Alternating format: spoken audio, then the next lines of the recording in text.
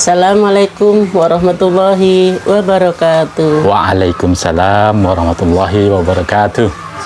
Halo pemirsa, masih kenal gak sama Mbah Tun? Mbah Jaitun? Saya mau bercerita tentang di waktu saya masih kecil.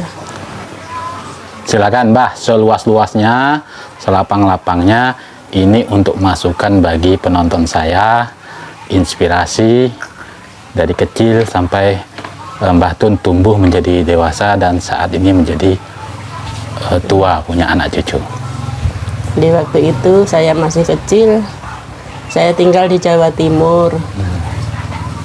Waktu itu berteman-teman, waktu masih kecil tuh saya sekolah. Ya. Jauh sekali sekolahannya tuh. Jalan kaki rame-rame, lari-lari. Ya kadang bawa sangu.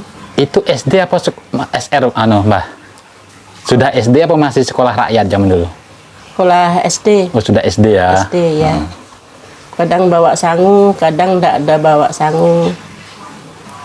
Ketika enggak bawa sangu, saya rame-rame nimba air di sumur, minum rame-rame. Kok ngambil air gitu ya? Iya, Nimba air di sumur, minum rame-rame. Waduh. Waktu itu, ya. Nggak dimasak dulu, Mbah? Nggak, Oh, air mentah bahagia sekali waktu itu. Oh iya. Beberapa bulan kemudian, orang tua saya ditawarin sama abangnya, diajak pindah ke Malaysia. Ya. Waktu itu, ya namanya anak-anak ya senang waktu itu. Ketika itu ada teman-teman, ada yang nyangui 1 butir telur. Woi. Waktu itulah yang sangat menyedihkan. Oh jadi 1 butir telur. untuk berangkat sekolah ya? Oh. Berpisah sama teman-teman itulah yang sangat menyedihkan. Ingat dengan 1 biji telur. itu ya, mana ya? Itu bawa 1 biji telur dari rumah, itu sudah makan dulu di rumah atau itu untuk? Itu dari teman memberi ya saya 1 biji telur untuk sangu katanya. Ke sekolah. Oh. Bukan untuk sangu sekolah, pergi ke Malaysia. Oh. Merantau. Iya. Ya, waktu di jalan ya jauh, jadi merasa bosan. Saya bilang sama orang tua, sudah kita tinggal di sini aja, tidak usah jauh-jauh. Di sini kan sudah enak.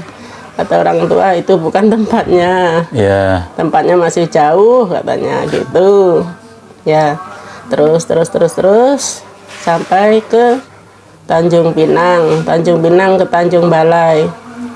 Di waktu itu di Tanjung Balai itu nyebrang pakai sampan. Ya. Pakai sampan berdayung, sampan layar. Itulah saya merasa mana ya? Nggak merasa kalau bisa hidup sampai sekarang nih.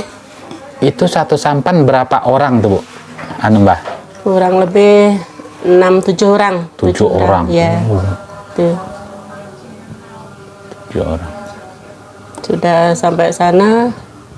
Nanti dulu, Mbah. Ini situasi di sampan itu, Mbah bisa lebih detail nggak menceritakannya agar nanti saya bisa menangkap atau bahkan bisa merasakan nuansanya gitu kan. Penonton pun ingin merasakan itu. Apa saja yang Mbah masih ingat situasi-situasi di sampan itu kan? Itu berjam-jam tentunya kan? Ya, sangat menakutkan lah. Barang seluas itu, selebar itu, kita di sampan kecil. Ya. Rasanya tidak mungkin hidup lagi gitu. Sudah ada pikiran negatif gitu ya, Mbak ya? Tapi berdoa terus, Mbak ya? Ya, berdoa. Akhirnya hiduplah sampai sekarang. Pada saat itu ada nggak suara deburan ombak atau angin yang kencang pada saat itu? Bergelombang pokoknya. Gitu. Terombang-ambing berarti? Iya, terombang-ambing. Oh. Kayak rumah lah. Debur gitu. Gitu ya? Iya. ikan terbang, pokoknya apa-apa bunyi kerincing debur begitulah namanya di lautan.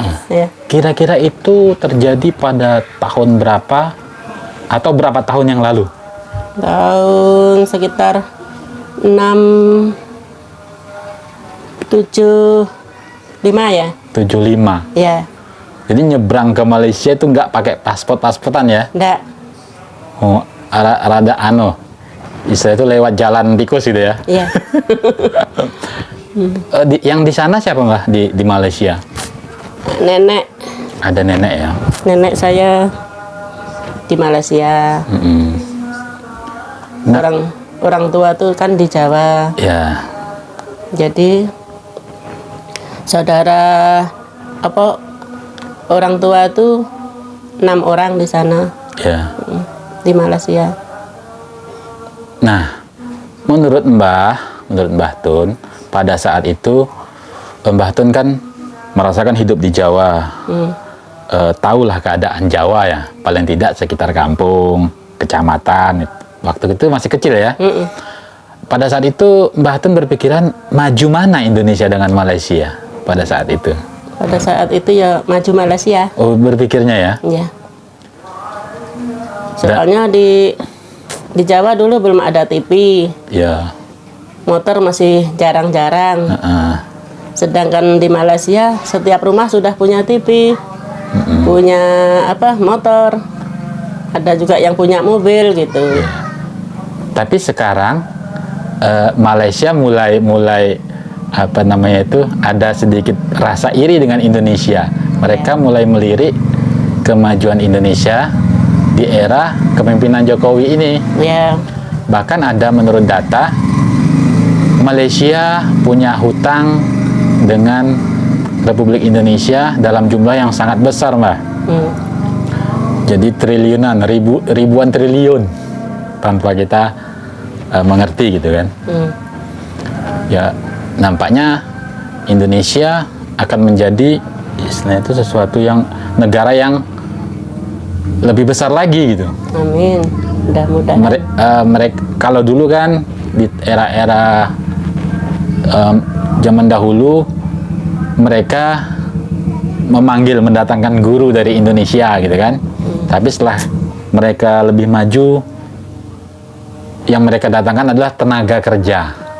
Kalau dulu mendatangkan otak kan, kemudian mendatangkan tenaga, mendatangkan okol. Nah, kalau sekarang kembali lagi nampaknya kita negaranya lebih maju, intelektual lebih banyak.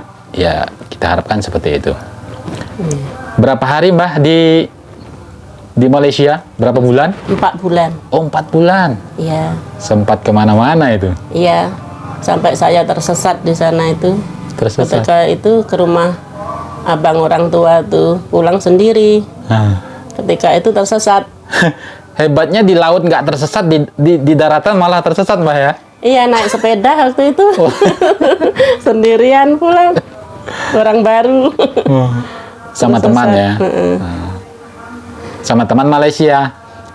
Ukurannya tuh kan kapal keruk. Kapal keruk tuh pindah. Jadi saya nggak tahu lagi di mana jalannya itu. Oh iya. Gitu. Kapal keruknya masih bagus gitu kan? Kapal keruknya masih bagus, kapal keruknya berjauh. Nggak ada, jadi saya bingung gitu.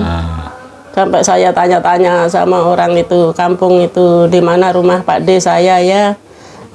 Di mana, jalan mana? Bang Kinang, aku bilang gitu. Tapi alhamdulillah ketemu, dikasih tahu. Lalu kemudian 4 bulan itu ketemu calon jodoh atau gimana di Malaysia itu? Ya, ada kemarin. Di Malaysia? Iya. Oh, ada tawaran lah, diperkenalkan gitu ya. Tapi jadi atau gimana? Nggak jadi. Itu di belakang kan, itu Mbak Lanang kan? Iya. Oh, berarti bukan yang itu ya? Terus Mbak, ketemunya di mana? Ketemu sama yang di Malaysia. Sama yang sekarang dong. Ya di Sungai Rambai. Oh, di sini. Sungai Rambai. Setelah dari Malaysia itu, kemudian setelah 4 bulan, Iya. Ke Sungai Laut. Sungai Laut. masuk wilayah Jambi atau wilayah Jambi, ya. Sungai Laut, lalu ke sini ke rumah kakak. Itu dipertemukan dengan Arjuna, itu berjalan berapa lama masuk di Sungai Rambai itu? Hari keberapa sudah nampak sosok itu? Ya enggak tahu, dia yang naksir saya. Oh gitu. Gitu dong. Oh gitu, nggak tahu ya? Taunya sudah dilamar baru tahu gitu. Iya. Oh, berarti kan bukan pacaran. Oh gitu ya. Nah, Mbah Tun, bagaimana nuansanya masuk ke Sungai Rambai pertama kali itu seperti apa? Ada apa di Sungai Rambai ini pada masuk pertama kalinya? Ya masih sepi lah, belum semaju sekarang ini. Oh, iya. Masih, ya lampu masih malam. Nah, masuk dari Kuala Tungkal ke Sungai Rambai naik apa, Mbak? Naik Pompong Tenggiri, apa tuh? Pompong Tenggiri. Iya. Oh, belum ada speedboat tentunya ya? Belum ada. Pompong Tenggiri. Masuk pertama, masih ingat nggak masuk Sungai Rambai pertama hari apa? Ya lupa. Lupa ya lah.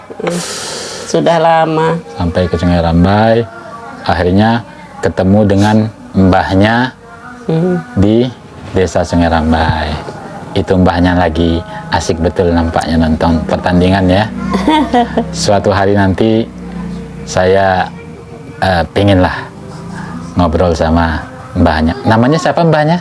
Mbah Kosim. Mbah Kosim ya. Suatu hari nanti bila beliau berkenan, saya juga ingin menyimak kisah-kisah beliau. Tentunya kira-kira ada kisah yang luar biasa nampaknya dari Mbah Kosim ya. Ini pun kisah yang dari Mbah Tun ini. Untuk sesi yang kedua ini saya kira kisahnya lebih menggetarkan hati daripada sesi yang pertama dulu. Karena ini tentang hidup dan mati. Kalau pada sesi pertama kan tentang harta. Ya. Harta yang ludes sebagian gitu kan, terbakar. Harta kan mungkin bisa dicari lagi, pikirannya seperti itu kan. Waktu di Malaysia itu kan orang tua ngajak balik, saya itu takut daripada balik pisah sama orang tua. Kalau saya tinggal di sana pisah sama orang tua. Kalau ikut balik saya takut di perjalanan. Ya. Menyeberang itu takut, sungguh menakutkan sekali. Ketika itu. Jadi rasa takut tuh ada sedikit membuat Mbah Tun ingin menetap saja di Malaysia gitu. Iya, sedikit gitu ya. Tapi gimana ya, terus pisah sama orang tua itu yang saya tidak kuat. Akhirnya menekat ya. Saya memberanikan diri itu ikut sama orang tua, mati hidup saya berani. Ya. Alhamdulillah sampai sekarang Mbah Tun masih sehat-sehat di usia berapa ini? Usia 58 tahun. 2 tahun lagi 70. 60. Hah? Oh, 2 tahun lagi 60. Iya. Dan saya lihat masih Alhamdulillah. sumringah, seger ya. Bisa nunggu anak cucu sampai tua nanti. Amin. Oke Mbah Tun, terima kasih sekali untuk inspirasi dan ceritanya pada saat ini. Semoga bisa menjadi masukan dan inspirasi bagi kita semua. Amin. Amin. Demikian. Assalamualaikum warahmatullahi wabarakatuh. Waalaikumsalam warahmatullahi wabarakatuh.